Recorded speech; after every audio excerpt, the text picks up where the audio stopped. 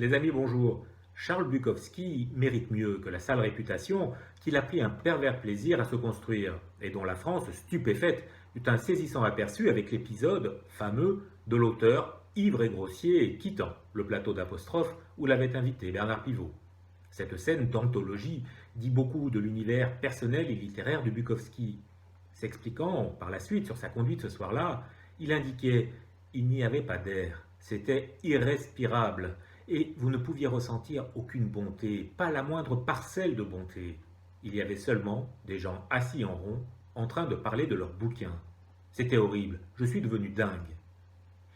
Au-delà de la provocation, l'attitude de Bukowski ressemblait ce vendredi soir à un conte de la folie ordinaire, ce recueil de 20 nouvelles, paru en version originale, sous un titre que réprouveraient les oreilles chastes et qui conforte cette image de vieux beatnik dégueulasse qu'il affectionnait tant. Car Bukowski fait partie de ces misanthropes qui veulent être aimés en se faisant le plus repoussant possible, dans une sorte de je t'aime moi non plus déchirant et horripilant. À nous de ne pas tomber dans le piège et d'aller au-delà des apparences.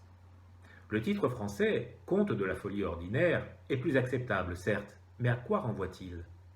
Pour Bukowski, pas de doute, il est impossible de reconnaître un fou d'un homme normal dans les rues. Car pour lui, la folie est celle de nos peurs, de nos instincts, celle d'être venu au monde.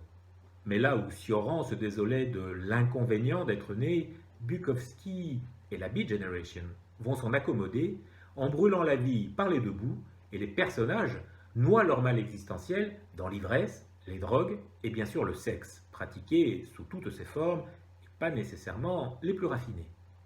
Les contes de la folie ordinaire sont émouvants, dégueulasses parfois, outranciers c'est sûr, et l'on y croise des hippies, des marginaux et des femmes qui font tourner la tête, le tout écrit avec un humour vachard, dans une langue crue et authentique, avec des dialogues finement ciselés, témoins d'un auteur beaucoup plus maître de son art qu'il veut le laisser paraître, jusqu'à faire paraître belles des vies qui ne le sont pas vraiment, entre un côté anard et un autre qui emprunterait davantage à Beckett.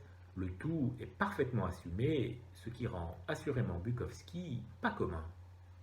Il faut le lire, ne serait-ce que parce que son côté borderline, l'autodérision et l'humour ravageur, qui sont aussi sa marque de fabrique, rendent léger et nous font rire, ce qui par les temps qui courent n'est pas si déplaisant. Alors, bonne lecture.